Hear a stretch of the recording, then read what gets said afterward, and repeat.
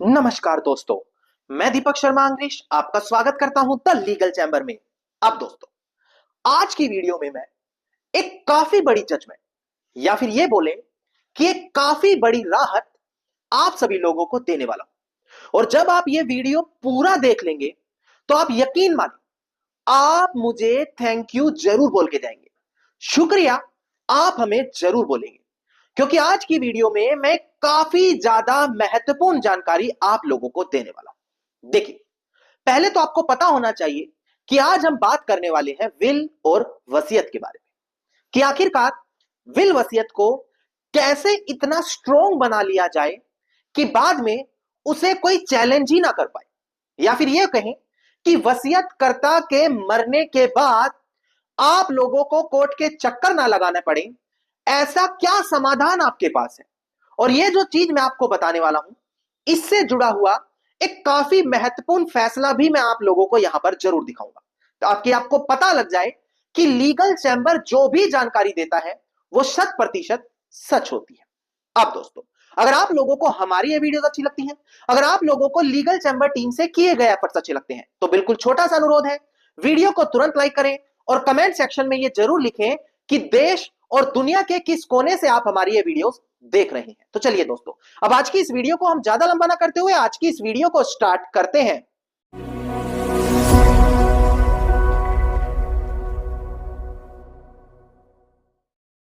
अब देखिए दोस्तों, जो हमारी आज की ये वीडियो है, जहां पर मैंने ये लिख दिया कि अब विल वसीयत के अंदर वसीयतकर्ता के मरने के बाद उस विल वसीयत को कोर्ट में साबित करना अनिवार्य नहीं, यानी कि आपको अब सालों साल कोर्ट के चक्कर नहीं लगाने पड़ेंगे। आखिरकार इतनी बड़ी बात मैंने क्यों बोली? पहले सबसे हम कुछ जरूरी कानूनी प्रावधानों के बारे में बात करें, क्योंकि सिर्फ आकर जानकारी दे देना, आपको यह नहीं बताना कि कौन सा कानूनी प्रावधान है, कौन सी जजमेंट है, तो यह आधी अधूरी जानकारी मानी जाती है। क्योंकि जब तक आप खुद उस चीज को ना पढ़े कि जो कानूनी प्रावधान हम बता रहे हैं क्या ऐसा असलियत में है, क्या जो जजमेंट हम बता रहे हैं ऐसा सच में कभी कोर्ट ने फैसला दिया, तो हम ये नहीं मान सकते कि सामने वाला व्यक्ति सच बता रहा है। अब ध्यान दें, जब कभी भी बात आती है विल वसीयत को बनाने की, तो एक व्यक्ति जो उस वसीयत को तैयार कर रहा है, उसके मन में अनेकों डर बने रहते हैं कि मैं आज वसीयत बना तो रहा हूं, पर कल को कोर्ट में इसको कैंसिल करा दिया तो क्या होगा? कल को मेरे बच्चों को सालों साल कोर्ट में फंसा रहना पड़ गया तो क्या होगा? सबसे पहले आपको पता होना चाहिए, इंडियन सक्सेशन एक्ट 1925 के सेक्शन 63 में बताया गया है कि कैसे एक विल वसीयत तैयार होगी। बड़ा सिंपल तरीका बताया है कि वसीयतकर्ता को या तो अपनी वसीयत खुद तैयार करनी है या किसी और व्यक्ति से अपनी वसीयत लिखवा लेनी है। उसके बाद वसीयतकर्ता उस पर अपने साइन करेगा और वसीयतकर्ता के सामने ही दोनों गवाह साइन करेंगे। यह एक सिंपल तरीका है जो कानूनी प्रावधान कहते हैं कि इसी तरीके से वसीयत तैयार होनी चाहिए।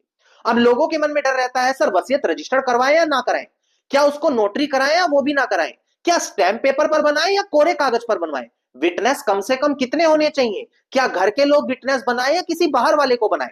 देखिए, रजिस्ट्रेशन एक्ट 1908 का सेक्शन 17 और 18 कहता है कि वसीयत एक ऐसा दस्तावेज है जिसको रजिस्टर्ड करवाना अनिवार्य नहीं है। यानी कि अगर आपकी वसीयत रजिस्टर्ड नहीं है, उस पर केवल वसीयतकर्ता के साइन है, दो गवाहों के साइन है, क्योंकि कम से कम दो गवाह जरूर होने चाहिए, दो गवाहों के साइन है, तब भी आपकी वसीयत कानूनी तौर पर बिल्कुल वैलिड है, कोई दिक्कत नहीं है। पर अगर आज आप लोगों के पास समय है तो उसको रजिस्टर्ड जरूर कराएं, भले कानून ना कहता हूं। इसके पीछे कारण क्या होता है दोस्तों?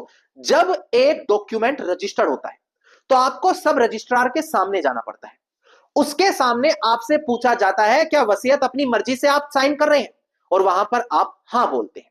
तो ऐसी कंडीशन में क्या होता है, कल को अगर विल वसीयत पर कोई क्वेश्चन खड़ा होता है तो उस सब रजिस्ट्रार को पार्टी बनाकर कोर्ट में यह साबित कर दिया जाता है कि देखो, इसी के सामने वसीयत बिल्कुल वैलिड तरीके से बनी थी।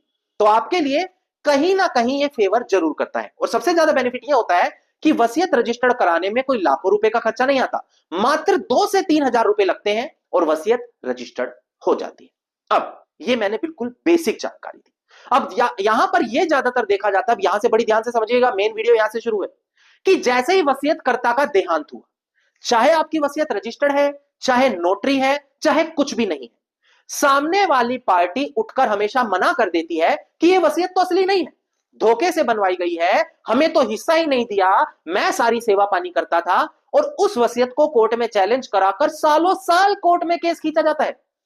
अगर आप इंडियन एविडेंस एक्ट, जो अब नए कानूनों के तहत भारतीय साक्ष्य अधिनियम बन चुका है, उसके प्रावधान 67 यानी कि सेक्शन 67, 68, 70 इन पर गौर फरमाएं, तो वो कहते हैं कि अगर कोर्ट में वसीयत साबित करनी है, जो दो गवाह हैं, दो विटनेस हैं, उनमें से किसी एक विटनेस को कोर्ट में बुलाया जाएगा, उसकी स्टेटमेंट ली जाएगी, उसको क्रॉस भी किया जा सकता है, तब कोर्ट मानेगा कि वसीयत जेन्युइन है या नहीं है।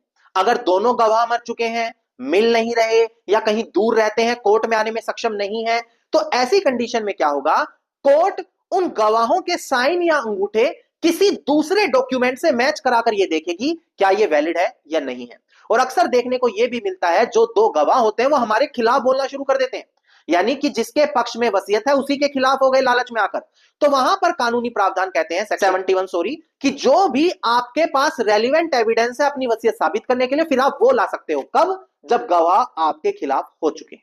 ये बेसिक कानून है जो मैंने अभी तक आपको बनाया। अब लोगों के मन में डर है कि गवाह किसको बनाए, बेनिफिशियरी को छोड़कर किसी को भी गवाह बना ले। बेनिफिशियरी कौन है, जिसको वसीयत के अंदर फायदा मिल रहा है, उसको छोड़कर किसी को भी गवाह बना लो, कोई दिक्कत नहीं होगी। अब ध्यान दें, मैंने जितने भी ये कानूनी पॉइंट्स आपको बताए, ऐसा नहीं है कि मैं कोई नई खोज इन्वेंशन करके आपके सामने लेकर आया हूं। ऑनरेबल सुप्रीम कोर्ट समय समय पर इन्हीं पॉइंट्स के ऊपर बड़ी बड़ी लैंडमार्क जजमेंट देता रहा है, पर आप लोगों तक ये जानकारी कभी नहीं आ पाती।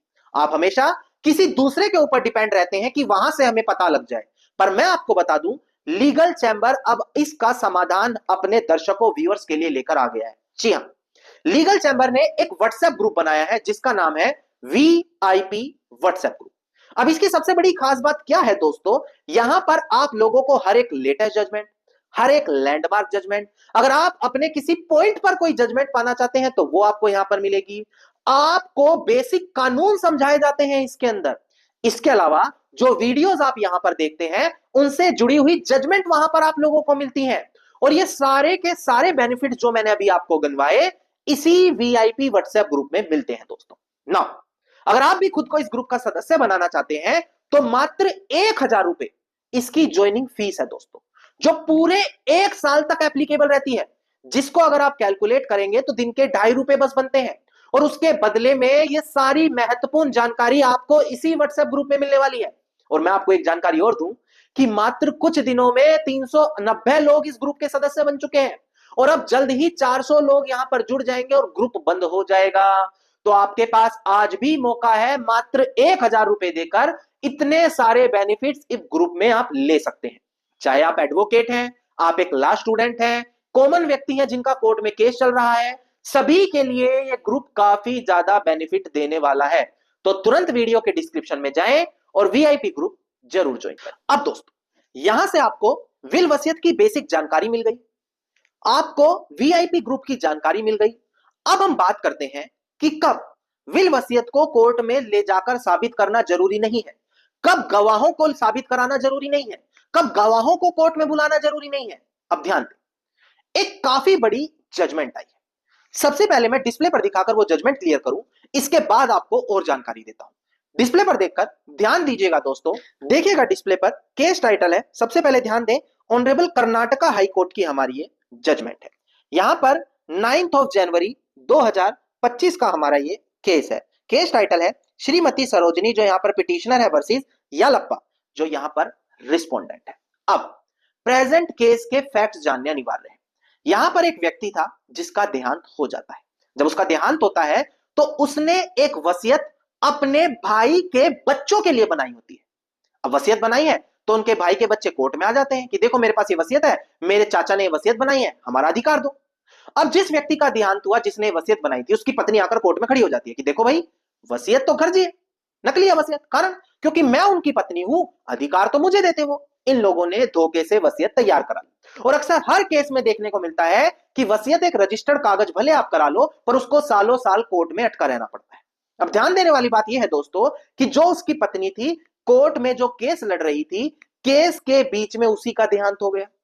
जब उसका देहांत हुआ तो यहां पर जो उस महिला के भाई के बच्चे थे, अब देखिए कौन व्यक्ति कोर्ट में आ गया, जो वो महिला थी जिसके पति ने वसीयत बनाई थी, उसी महिला के भाई के बच्चे कोर्ट में आते हैं और ये कहते हैं कि देखो हमारे पास एक वसीयत है जो हमारी बुआ ने बनाई है, यानी कि जिस महिला का देहांत हुआ है उसी ने बनाई है, और उसने ये बोला है कि मेरे मरने के बाद आप ये केस लड़ लेना, जो प्रॉपर्टी आएगी वो आप रख लेना। तो अब वसीयत के आधार से हम इस केस को लड़ने वाले हैं।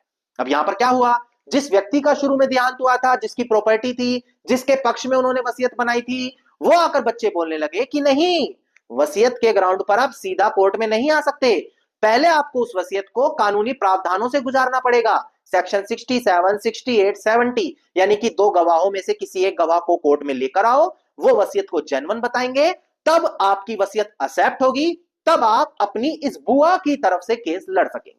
अब गौर फरमाने वाली बात क्या है, जो उस महिला की पत्नी थी, यानी कि जिस व्यक्ति का देहांत हो गया, सॉरी, उसकी पत्नी थी, और जिसकी ये बुआ थी, दोनों महिला एक ही है, उन्होंने इसी केस के अंदर एक चीज लिखी थी कि मैं एक वसीयत तैयार कर रही हूं कि मेरे मरने के बाद मेरे इस केस को मेरे भाई के बच्चे आगे लड़ेंगे, जो अब आकर कोर्ट में खड़े भी हो गए।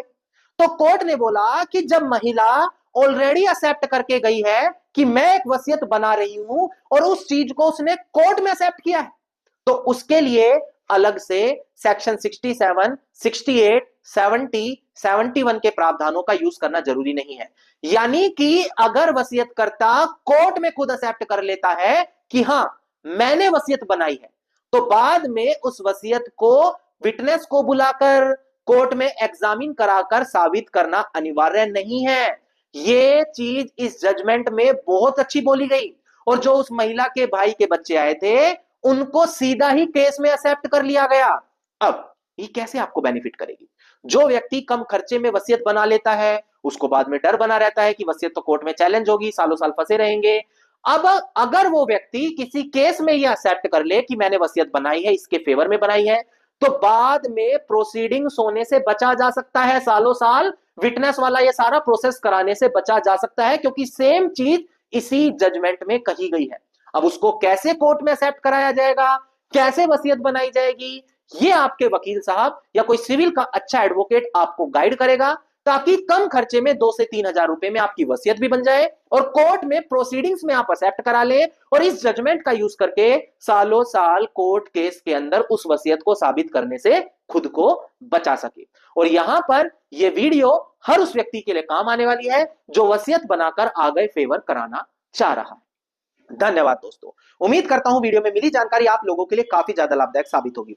वीडियो में मिली जानकारी अगर आपको अच्छी लगी तो वीडियो को लाइक, शेयर और कमेंट जरूर कीजिएगा। वीडियो से जुड़ा अगर आपका कोई क्वेश्चन है तो हमें कमेंट सेक्शन में लिख सकते हैं। इसके अलावा अगर वीडियो में बताई गई जजमेंट पाना चाहते हैं, वीडियो के डिस्क्रिप्शन में तुरंत जाएं, क्योंकि अब ग्रुप फुल होने वाला है। ग्रुप ज्वाइन करें, वहां पर आपको ये जजमेंट की कॉपी मिल जाएगी।